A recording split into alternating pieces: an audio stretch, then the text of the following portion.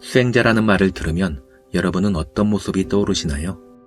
세속을 떠난 깊은 산중에서 누더기 옷을 걸치고 촉은 목피로 연명하며 구도정진하는 모습이 떠오르지는 않으신지. 언제인가부터 우리들 머릿속에는 이러한 외형을 가진 사람이 도인이라는 생각이 자리 잡게 된 듯합니다. 심지어 도력의 기준을 안 먹고 안 입고 안 자는 것에 두는 사람들조차 있는 것 같습니다. 생전에 고승으로 추앙받던 노스님 입적 후 유품을 살펴보니 누덕누덕 기운 가사장삼 한 벌과 낡은 바로 한 벌 뿐이었다는 신문 기사를 본 적이 있습니다. 그 정도 지위를 누리신 분이 이렇듯 철저한 무소유를 실천하셨다는 것이 존경스럽다는 내용의 기사였습니다. 물신을 숭배하는 시대라 해도 과언이 아닐 만큼 물질 위주의 삶으로 치달아가는 현대인들 입장에서는 감탄할 만한 일이지요.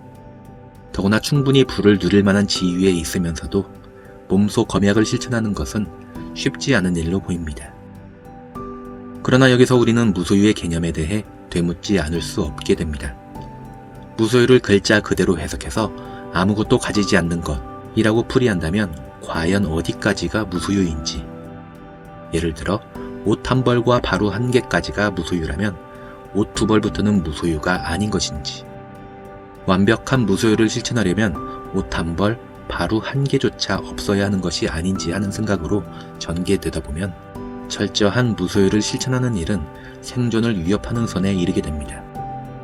석가모니 부처님께서는 재물을 어떤 관점으로 보셨을까요?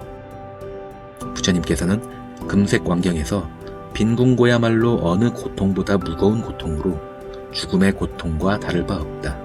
차라리 죽음의 고통을 당할지언정 빈궁한 채 살아가기는 몹시 어려운 일이다. 라고 말씀하셨습니다. 불교는 중생의 괴로움을 해결하는 법을 일러주는 종교입니다. 물질만으로 우리의 괴로움이 전부 해결되는 것은 아니지만 물질 없이 한순간도 살 수 없는 색계에서 살아가는 것이 우리의 현실이지요. 그래서 물질적 궁핍을 해결하여 생존의 토대를 만드는 일이 수행의 첫 단계에 해당하게 됩니다. 무소유는 아무것도 소유하지 않는 것이 아니라 소유하되 소유하지 않은 것입니다. 즉 재물을 가지되 재물의 속성을 잘 알아 애착하지 않고 나와 남을 위해 바르게 쓰는 것, 이야말로 무소유의 진정한 의미입니다. 결국 무소유는 소유하고 있는 재물의 크기와는 아무 상관이 없는 개념입니다. 재벌이라 해도 물질의 속성을 꿰뚫어 알고 한 점의 애착도 없이 바르게 돈을 벌고 적재적소에 쓸 수 있다면 그는 무소유를 알고 있는 지혜로운 사람입니다. 반면 그날 끼니를 걱정할 정도로 물질이 궁핍한 사람이라 해도 마음속에 물질에 대한 애착이 가득하여 원망이 끊이지 않는다면 그는 무소유와는 거리가 먼 그저 박복한 사람에 지나지 않습니다. 인도의 모습을 가난하지만 신비로운 깨달음의 나라로 묘사하는 글을 언론 매체를 통해 많이 접했었습니다. 그러나 인도에서 직접 본 궁핍의 참상은 신비와는 거리가 멀어도 한참 멀었습니다. 10살 전후의 어린아이들이 폭염 속에서 누더기를 걸치고 맨발로 2~3살 된 어린 동생을 한 팔로 안고 다른 한 손으로 적선을 요구하는 모습을 어떻게 아름답다느니 신비하다느니 할 수 있단 말인가요? 옷도 기저귀도 없이 안겨있는 아기들은 더위에 축 처져서 보채지도 않았습니다. 내 아이가 단 하루를 그렇게 살아도 마음이 아플 텐데 아무런 보호와 기약도 없이 그렇게 길바닥에 내던져진 수많은 아이들과 그 부모의 고통은 얼마나 크겠습니까? 인도인들은 궁핍한 생활에 적응이 되었고 모든 것을 신의 뜻으로 받아들여 자기 처지에 순응하기 때문에 큰 불만이 없을 뿐입니다. 그렇다고 해서 우리가 그래 인도는 무소유를 추구하는 나라니까 계속 그렇게 신비롭게 살아줘 라고 말해서는 안 됩니다.